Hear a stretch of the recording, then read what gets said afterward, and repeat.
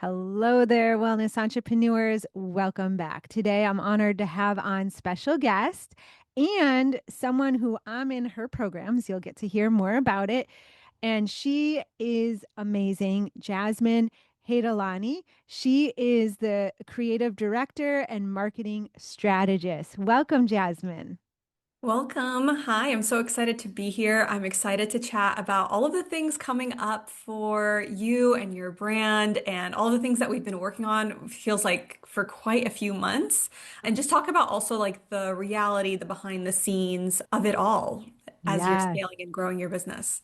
Yeah, I'm very excited. So, for those of you who don't know, Jasmine, since the end of last year, I joined her program, has been helping me with a rebrand. And some of you have started to see a little bit, the name's still a surprise for you, but you might have seen some new pictures, just a couple. I've kept a lot of things under wraps. So this summer it's going to be a big reveal. I'm very excited. And Jasmine is the one helping me with this. She's been the roadmap, the true north, and the hand holder with both the mindset and the logistics of all this. So I'm very excited of how it's come together. And also, she is helping me now develop creative assets in my business. So some of you who came to the webinar in June had saw the registration page for that and noticed how put together it looked and the feel of that was done by Jasmine's team and some other assets having to do with my rebrand on social media, or you might see it in my emails and in my programs. That's also all done with Jasmine's team. So I'm very happy to be part of that because you've heard me say this before, that design and that aesthetic feel in Canva is not my best friend. So to have someone be doing this, I'm very, very grateful. So Jasmine, tell us a little bit about where can we start? Just tell us a little bit about your work to start and how you help people, and then we'll kind of take it from there. How does that sound? Yeah, so I help coaches, service providers, online entrepreneurs in two different ways, mainly learning how to market and build a personal brand online, and then knowing how to translate that personal brand into visuals, into aesthetics that people can essentially resonate with your message, what you're trying to sell, the price point that you're at. So, similar to the work we've done with Allison on branding visuals, a website, she was able to do like a photo shoot that kind of like allowed her to step into like that new level of leadership that she's been holding on to. So all of those things are things we help our clients with essentially. And where I notice people normally start or have the question is, okay, do I need to wait until I'm making hundreds of thousands of dollars in my business? Or sometimes they're letting that be the thing that's holding them back from implementing coaching or implementing things that they've learned because they're like, oh, I feel like I still need to set up my website. I still need to have the logo. And similar to, I think, like your own journey, Allison, is like you kind of started with the basics of what's going to help me to simply just be in front of my ideal client. What's going to help me to simply just say yes to showing up. There is information on a page.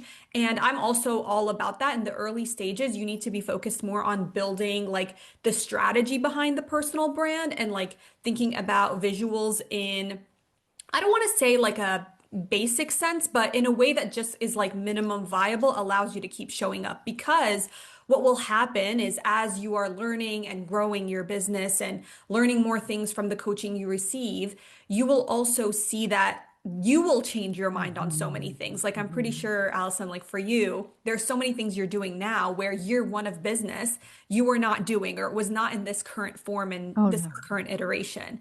So I always say is the time for you to essentially evolve from like the strategy and the action piece to now the visuals that represent you and all of that. Like there is kind of a timeline there, but working on your brand as a whole starts on day one with you figuring out what is your messaging? What is the kind of client you want to attract? What should your content look like? And what should you be posting?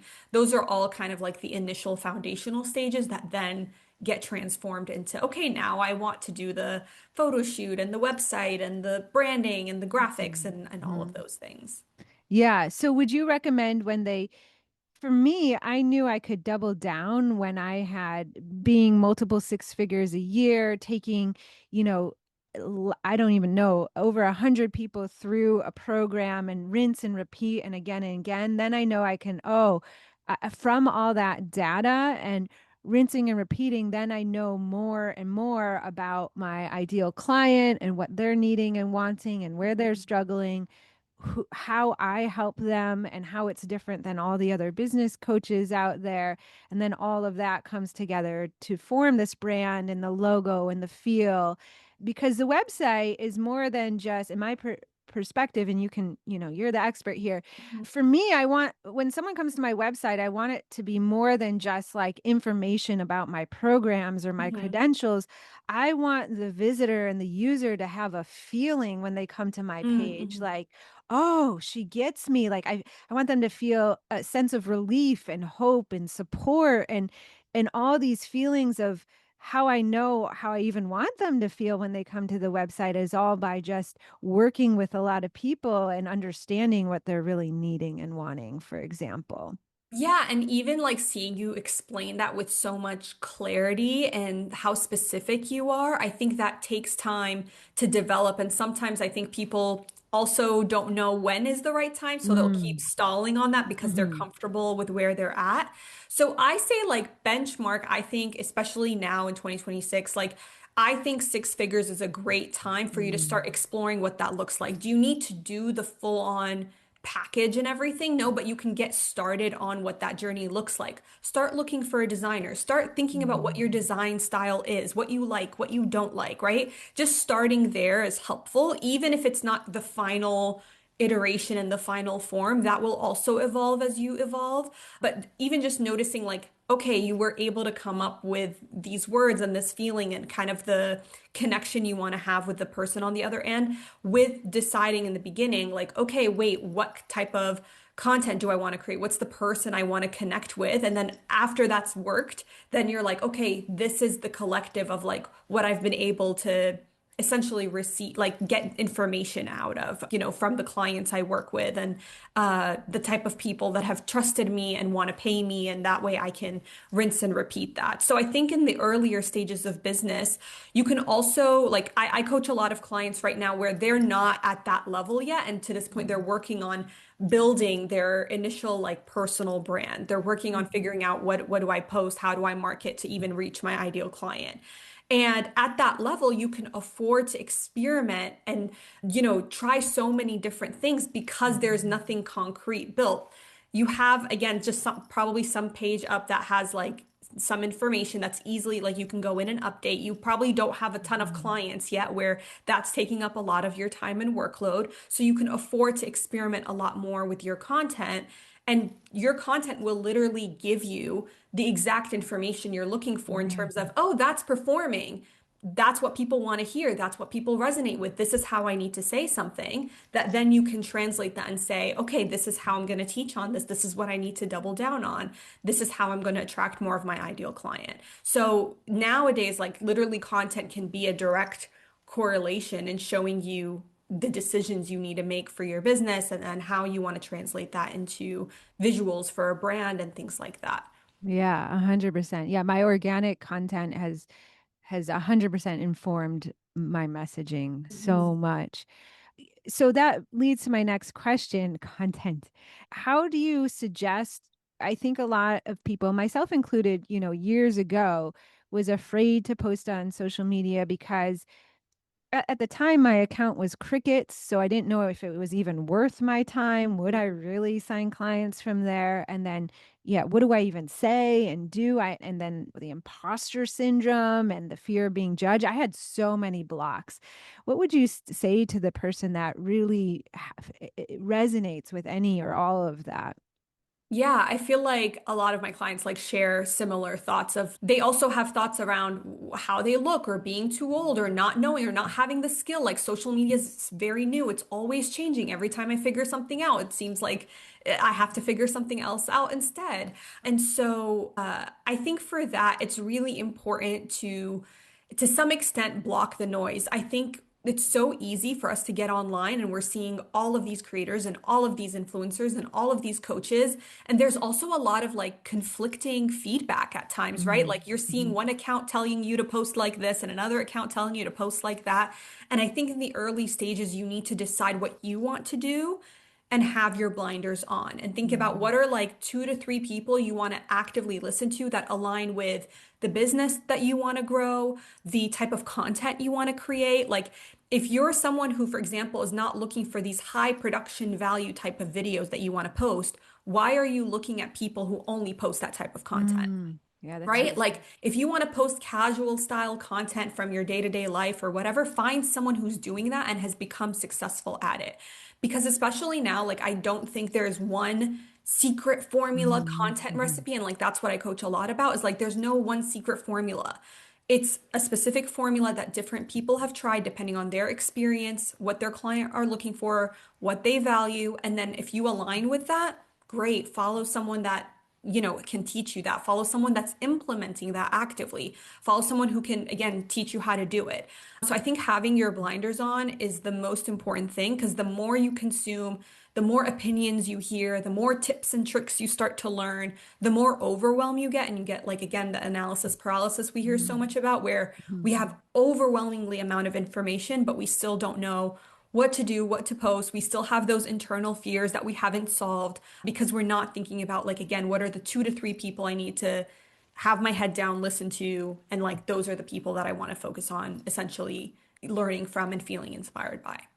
Yeah, I love that. That's huge because it'll help with consuming time suck, right? If you're stuck in the paralysis or just consuming a lot of different creators, that itself takes a lot of time. So staying focused then can help with just getting more content out and less time sucks, I think, overall.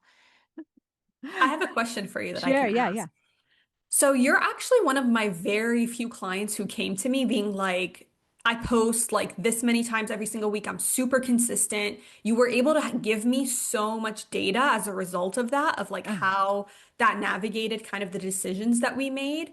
So with that being said, like I'm curious what got you over the, kind of overthinking of it all and like all the Um, content and just being like, hey, this is just something I do in my business. It's something that I do every week. It's a system, it's a process, and like this is just what I need to do to grow.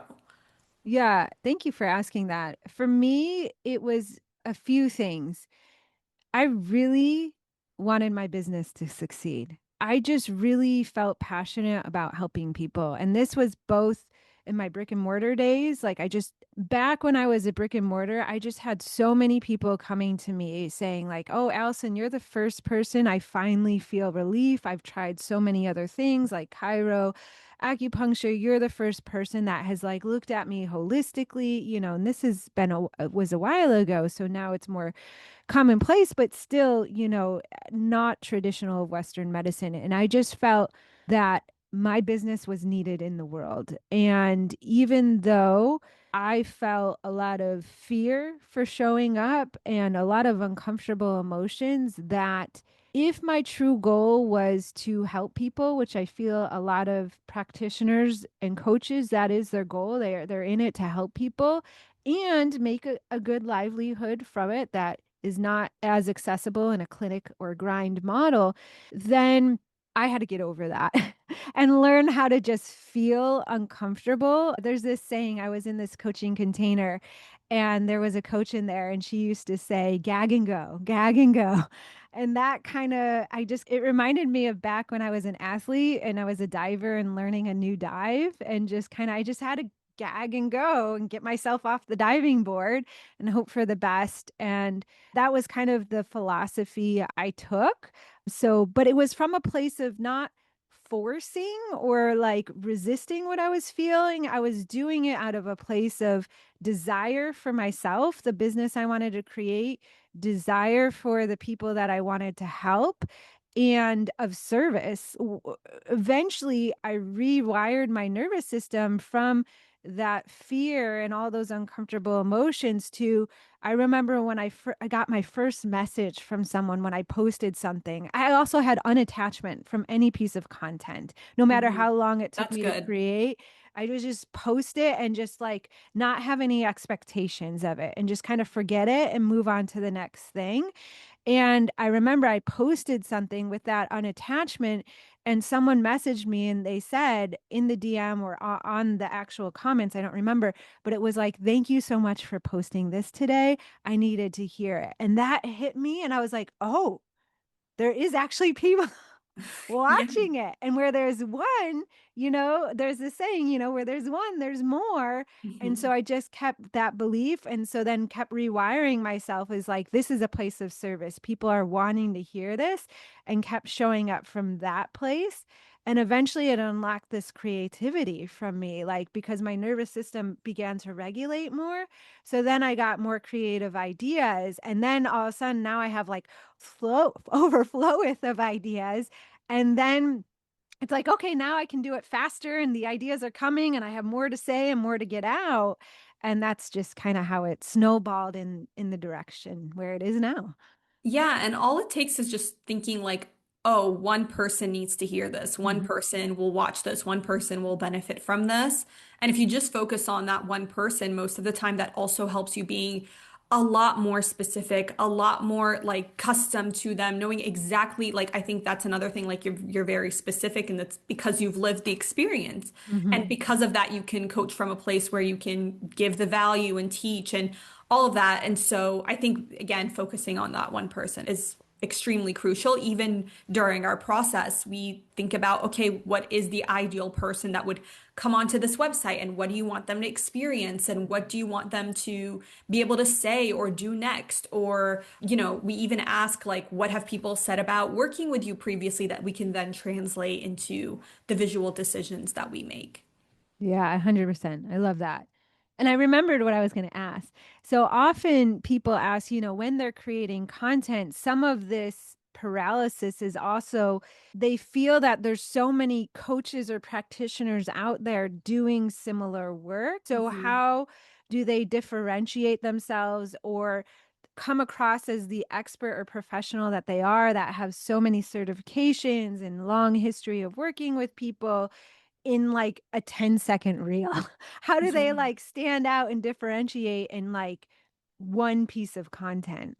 This is so good because especially now, with AI, with everyone getting on board of the like social media train, that's a very common question. And I like to say, even when I coach my clients, like my expertise is like transforming your thought leadership and like the genius and the expert that you Mm. are into something that becomes easy to consume on social media. I find that sometimes the more degrees, the more credentials, the more licenses someone has, the more they get caught up in, Mm. well, I have to explain the logistics and the reality, and I have to, and I have a biology degree, so I like come Mhm. from that background. It's very common.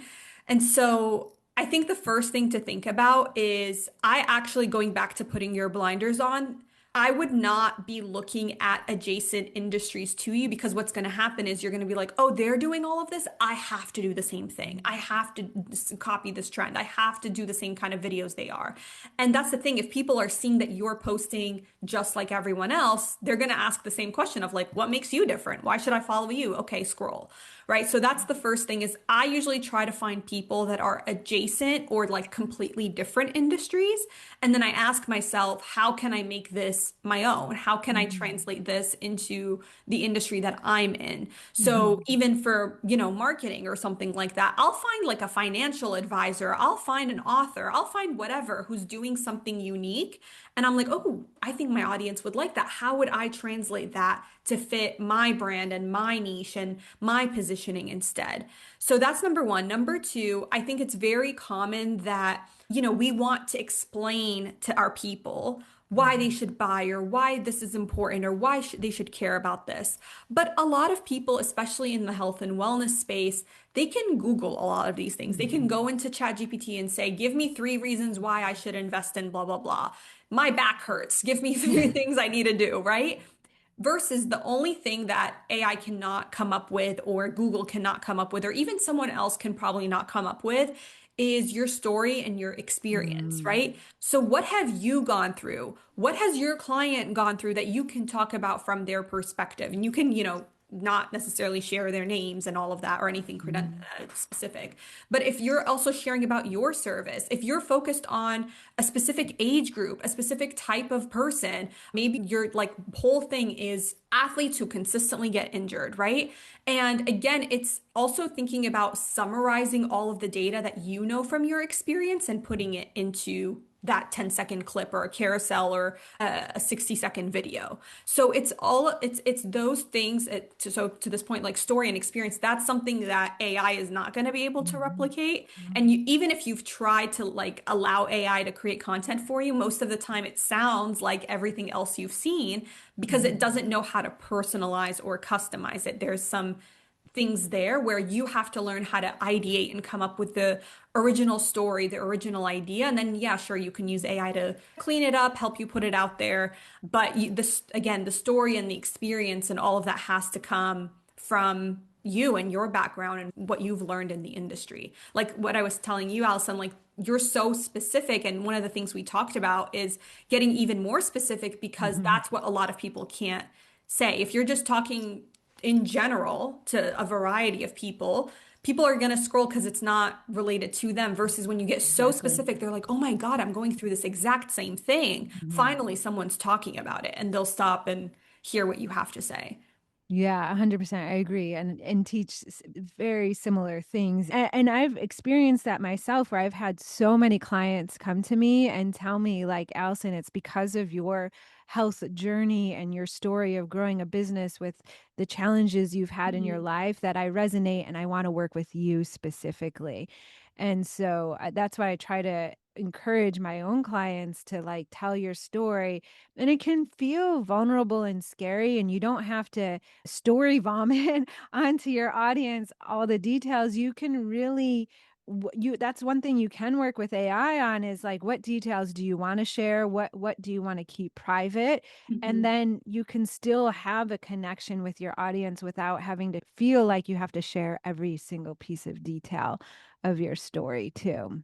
Yeah, and I like to just tell my clients like what is like the one question you should ask yourself is like what do I want my client to get out of this? Like Mm, even if they're seeing all the, because sometimes even if you want to share the details, or again, sometimes when we get into our like expert brain, we're again trying to share all of the information, all of the details because we think it's all relevant, versus asking yourself like, what do I want my reader to get out of this? What do I want my audience to get out of it? And like a one line, you'll go back and like kind of reverse engineer and realize, oh, there are so many things here that actually have nothing to do with this end goal. So I can shave some things off. So allow yourself to like get all the stuff out there. And then I would say like mm, probably you can shave off a good like 50 to 60% of it and just keep mhm. the main information needed. And another thing I like to say is you will have the opportunity to explain everything you need to in more pieces of content. Yes, yeah, One that's piece of yeah, content does not have to like give it all away and like have yes. all of the things and like have the textbook information. It could be one small gem. Like the best content Mhm, is the content that's easy to share, it's easy to consume, and it's easy to remember or recall because they can mhm, take one shift or action step or something mhm. out of it.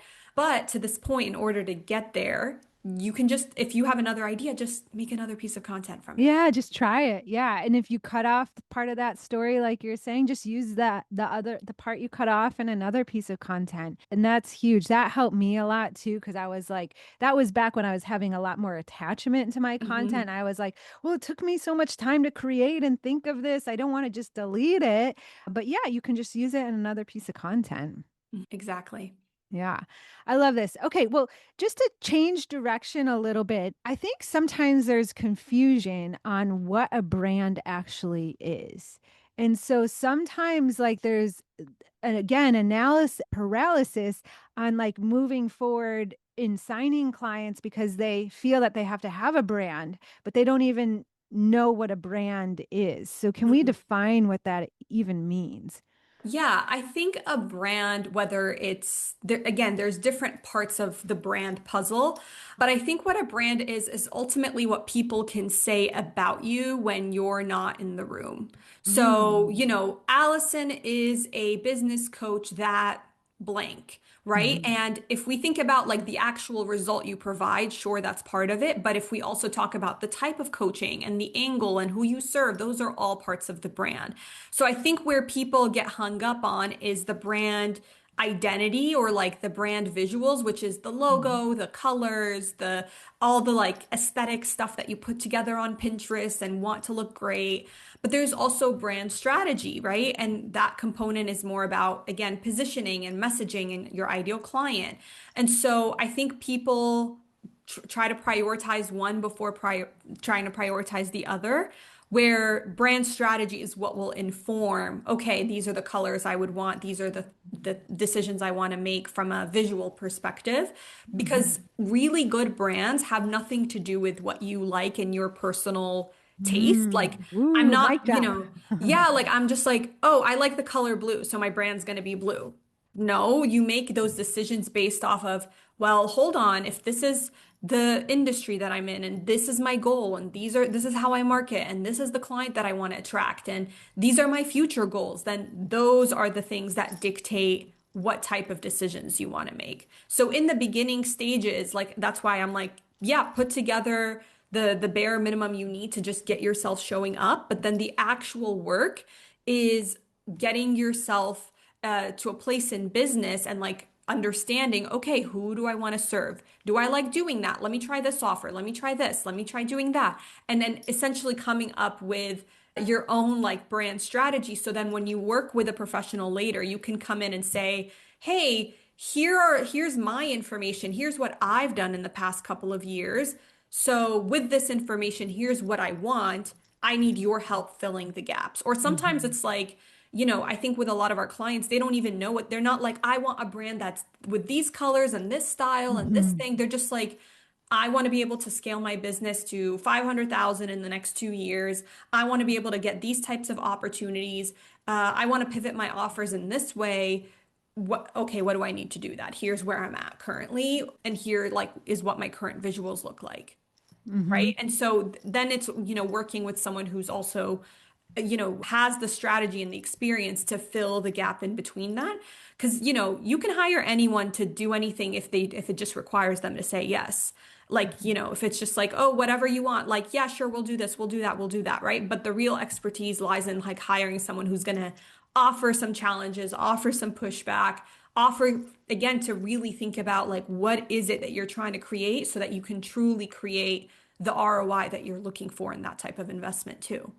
Yeah, and that's how, in combination with the content and the messaging, that is how you stand out. I think Right. sometimes there's a misconception that it's the brand font and the logos and the colors that allow them to stand out, but it's the whole, it's everything. Yeah. Because if you have branding and all of that that stands out, but you're doing the same type of content as everyone else, people are literally going to say like, "Oh, you're just a copycat. Like you don't have original ideas, you don't have original thoughts, you just copy so and so person online." And that can actually ruin your credibility even if Mhm. you are overly licensed, you have tons of client reviews, etc.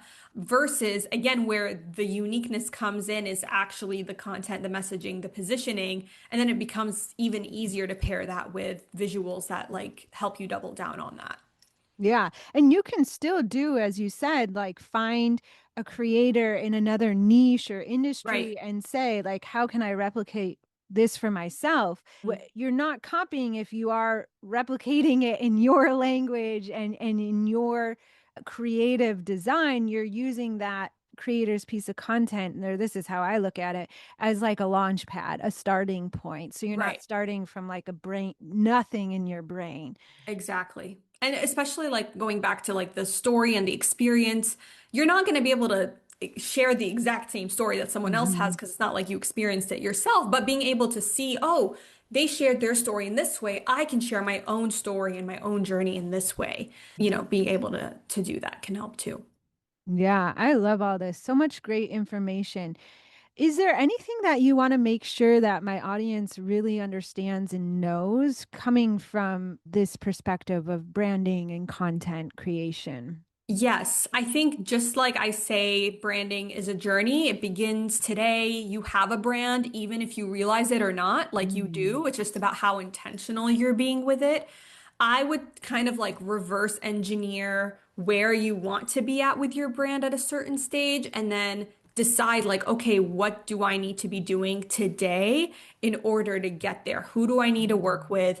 What kind of research do I need to do? What kind of content do I need to be posting? What data do I need? So things I need to experiment with and start playing around with. All of that is just important information that you can get today for free that don't require anything or anyone other than just you like kind of sitting down with yourself and asking yourself these specific questions.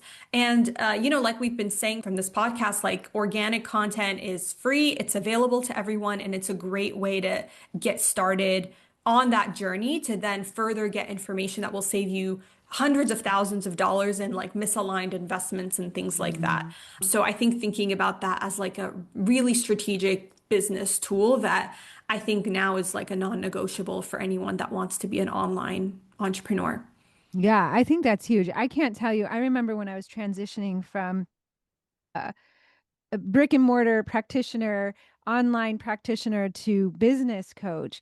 I was just keeping my website, but essentially changing the words on the page. Mhm. And I can't tell you how many messages I sent my website people day after day because I'd like think it was one thing and then I'd be like, oh no, no, no, no, no, no, wait, I'm actually doing this and then I'm doing Mhm. this. And it's just like I probably shouldn't even had that website in the first place and just had like a landing page or something because I updated that thing so many times the first couple of years. Yeah, exactly. And you can be doing all of that with your content within a week, right? And then allowing Mhm. yourself to change your mind in order to grow in the direction that you want to too.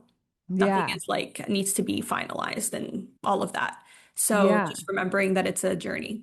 Yeah, exactly. And when you are ready to work with a brand strategist or someone like Jasmine and her company, you find someone that can fill in the gap for your weaknesses. Like when I was doing a consultation with Jasmine, she was telling me the process, her rebranding process, because for me, again, like doing the aesthetics, like I can show up for a photo shoot, but like what to wear, even how to sit or look or facial expressions. I have no idea. Like, it's a big weakness of mine. And she was able to say, well, that's her strength. She's just going to give me, and it was amazing, this photo shoot guide that literally walked me through it, like what to wear, how to sit, like facial expressions, what's props to use. And it was so helpful. So like it was a great, like it fulfilled my weaknesses where her the company's strengths. And so then it was able to help me come together to pull this rebrand of all these ideas. When I was actually filling out her form and questionnaire, I realized, oh my gosh, actually I have a lot of information here. It was just Yeah. all up in my head. So Yeah. like her questions were so well crafted to help get all that information out. So I highly recommend her company, Highflier Powerhouse, and head to we'll put my new website here in the show notes, and you can head to it and see the full thing. And the Instagram, you can look back and see the shift and everything, and start to like Jasmine's saying, start to imagine for yourself, like working backwards, how do you want your audience to feel, and what do you want them to really understand about your business? Yeah, I think also making sure that you share certain fears or, like I know for a lot of people, once they're locked in on a certain style or thing that they're in, it can be so hard to be like, oh my God, I'm changing things. I don't know if I'm ready. Mm. Here are my concerns. What if my people don't like it? And again, like sharing those thoughts and feelings with the person on the other side to see how they would walk you through it. And know that you're not also supposed to figure all of this out on your own. At the end of the day, that's why you're working with someone. That's why you're investing in someone, is essentially for them to walk you through this process. I guarantee like a lot of our clients think they're the only ones thinking a certain way or worried about certain things. And, they share a lot more fears and worries than they realize. Yeah. Well, thank you so much for sharing all your wisdom here. Are there any parting words that you'd like to share with the audience here today? Yeah, like I said, I think just getting started today with figuring out like, okay, what's my next step after listening to this episode? And think of like the one person that you really want to connect with over the past like or over the next like let's say 30 to 90 days in your content. If again, if it helps one person, it will help so many more. It just again takes you getting started on there. And no, otherwise, thank you so much for having me. This was a great conversation to getting people to Yeah. think So towards this direction. important. Yeah. Tell everyone where they can find you. Yeah, you can find us on Instagram, on our website, and I have a podcast where I share so many more content gems, which I'm sure Allison will link all of that in the show Yeah. notes for you. Yeah. Yeah. And you can, it's Highflier Powerhouse on Instagram and everything. Yeah, Yeah. Well, her podcast is great. I listen to it myself. I love it. So we'll definitely link that in the show notes as well. And thank you so much for coming on today. thank you for having me.